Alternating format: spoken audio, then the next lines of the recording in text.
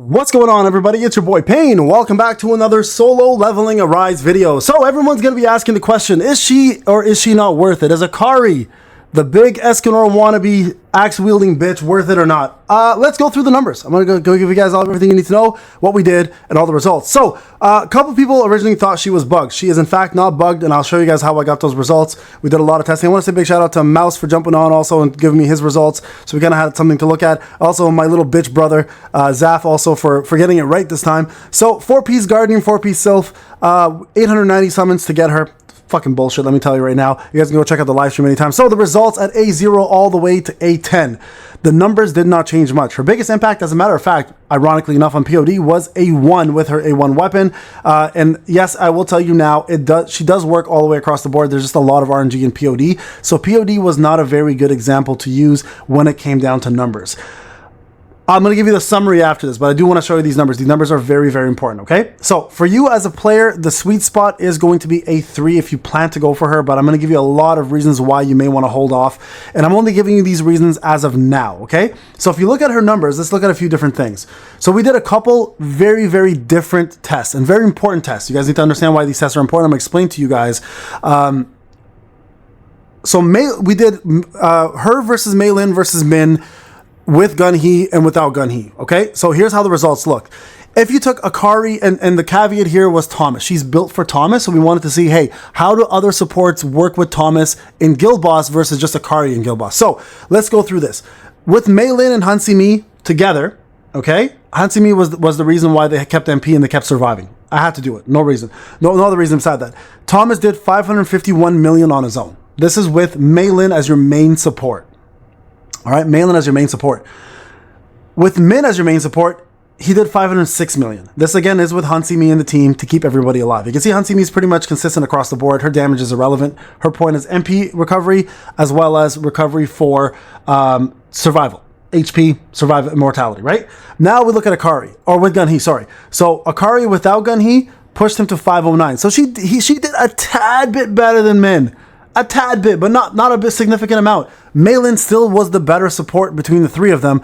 And then we added Gun He by himself as a support. Forget about Akari, just Gun He as a support. And you guys can see the numbers weren't that much different. We're talking about 50 million difference versus 50 million versus a little less than 50 million. And then obviously almost 100 million.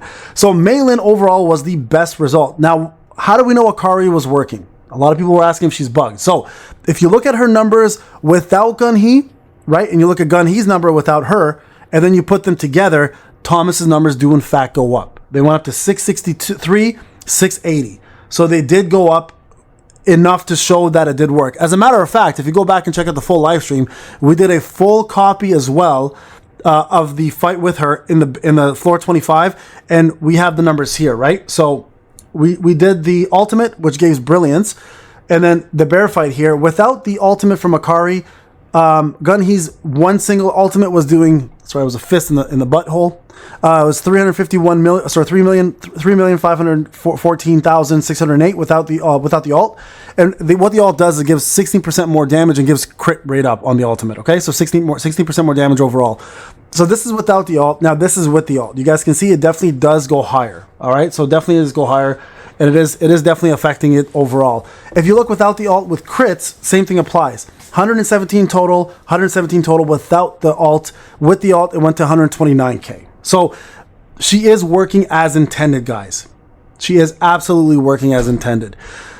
Is she 100% necessary? No, that's the main thing. She is not 100% necessary. As a matter of fact, she's very skippable at the moment. Where she does shine, though, and I will say this right now to you guys, where she does shine is she is going to be increasing your light damage overall, specifically for Thomas. So when they talk about her being built for Thomas, it's literally the case. She is built for Thomas. So if you're going to make Thomas your main, do you need her? No, you don't. Is Meilin enough if you have A5 Meilin with her weapon? Absolutely. Is Min enough if you have Min with A5 weapon? Absolutely. This is as of a right now situation. Okay, it's an as of right now situation. She is not a necessity in any way, shape, or form. So is she skippable at the moment? Yes, at the moment she is skippable. It doesn't say anything about the future. she can also be buffed. Keep that in mind. Because of the fact that Netmarble likes to buff units that aren't making them money, and unfortunately Netmarble, I'm gonna be real, I'm trying to save my community some tokens. I think every content creator is on the same board here, that she is in fact a mid unit and she is currently skippable. Now the rumors are out there that she is in fact, or she was in fact nerfed to the ground. She was a much more powerful unit originally, but because of everything that she provided before she came out, they decided to nerf her. And that's fine, because she wasn't out in release. They technically didn't nerf her when she got officially released. They nerfed her before the release because they wanted to balance things out. She was extremely OP originally, and that was one of their biggest issues. So I think this is going to be a balancing act. I'm going to be real with you guys. So right now, what I would do personally, and this is what I'm planning to do for my free-to-play, is I will get one copy of her. I'm going to hold on to that one copy. I'm gonna cherish that one copy. And I'm going to hopefully think that maybe Netmarble will decide to do something for us and provide us with a buff to her. I think if they're smart, they will buff her, put her back to some of the older results we've seen to give her that love that she needs, because right now, as it stands, she is garbage. Take it back. She's not garbage. She's just not worth it. She's not worth spending your hard-earned tokens past that one copy. Now, I normally wouldn't, I would normally not even do this. Damn it, where am I now? 6th place, I haven't done the new stuff yet. If you really do like the light team, again, I've proven to you, in fact, that she will increase the light team's output. She does. She does, in fact, increase the output. But again, if you have Min already, if you already have Meilin, it's proof there. It's proof that she's not worth having.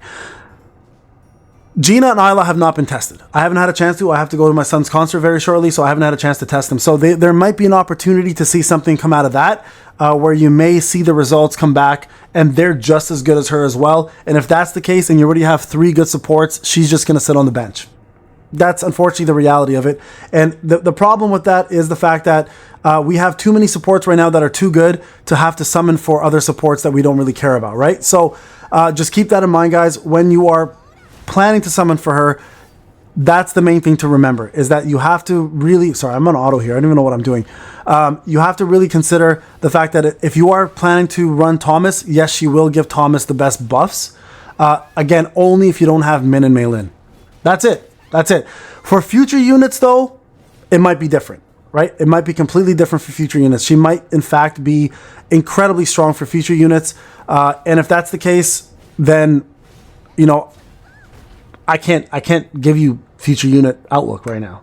So as it stands right now, is she skippable? Absolutely. Do you need to have her on Thomas's team? Absolutely not. If you don't have Min, Meilin, or her, who do you go for? Min or Meilin. They're universal, right? She only buffs light teams.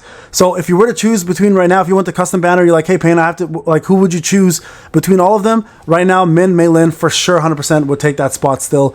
And I would not change that for anything. So there you guys have it. Those are the results. If you need it, I'll be putting the spreadsheet on the description. So go check that out if you need it. And the results are all going to be there for you. All right, folks, thank you so much for watching. I'll see you guys in the next one. Take care.